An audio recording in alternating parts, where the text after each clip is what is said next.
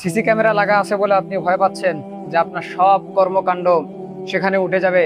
আপনি পাপ কাজ করছেন, আপনি একটা কোনো কিছু চুরি করতে যাচ্ছেন, কোনো জায়গায় একটা অপকর্ম কুকর্ম করতে চাচ্ছেন, আপনি ভয় পাচ্ছেন যে এখানে সিসি ক্যামেরা লাগা আছে। সুতরাং এই সিসি ক্যামেরার বাইরে যখন আমি যাব, যখন সিসি ক্যামেরা আমাকে পর্যবেক্ষণ করবে না, তখন আমি ওই গুনাহের কাজের মধ্যে লিপ্ত হব।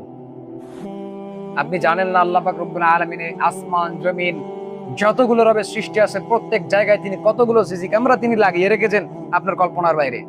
আপনি যেই কাজটাই করবেন সেটাই নোটিশ হয়ে যাবে, আপনি যেই পাপটাই করবেন সেটাই নোটিশ হবে, যেই হারাম সম্পর্কের মধ্যে লিপ্ত হবেন নোটিশ হবে।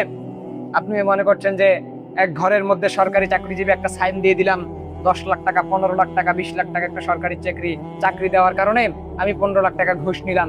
যখন সিসি ক্যামেরা আমার রুমে আছে তখন নিলাম না, কিন্তু বাইরে গিয়ে নিলাম। এটা জায়েজ?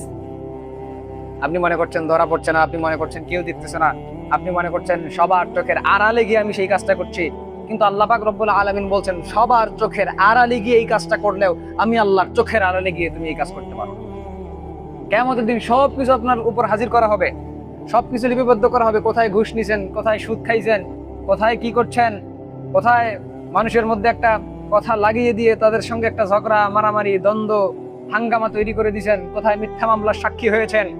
প্রত্যেক জায়গা সম্পর্কে আল্লাহর কাছে আপনাকে হিসাব দিতে হবে। আপনি কি মনে করছেন কিয়ামতের দিন আপনাকে একটা চার্ট দেওয়া হবে, আপনাকে একটা বই দেওয়া হবে এবং আল্লাহ বলবেন এই বই পড়ো, সব অপকর্ম কুকর্ম এই বইয়ের মধ্যে লেখা আছে। ফুটেজ বের করবে আল্লাহ।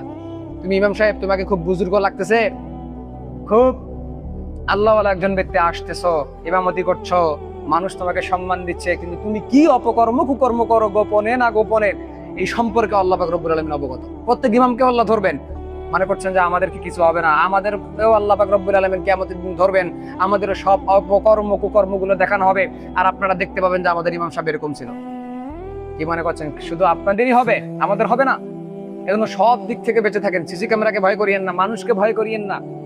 যতক্ষণ পর্যন্ত না আল্লাহর ভয় আপনার ভিতরে ঢুকবে, যতক্ষণ পর্যন্ত না জাহান্নামের ভয় আপনার ভিতরে ঢুকছে, আগুনের ভয় আপনার ভিতরে ঢুকছে, ততক্ষণ পর্যন্ত প্রকৃত মুমিন মুত্তাকি বান্দা হতে পারবেন না।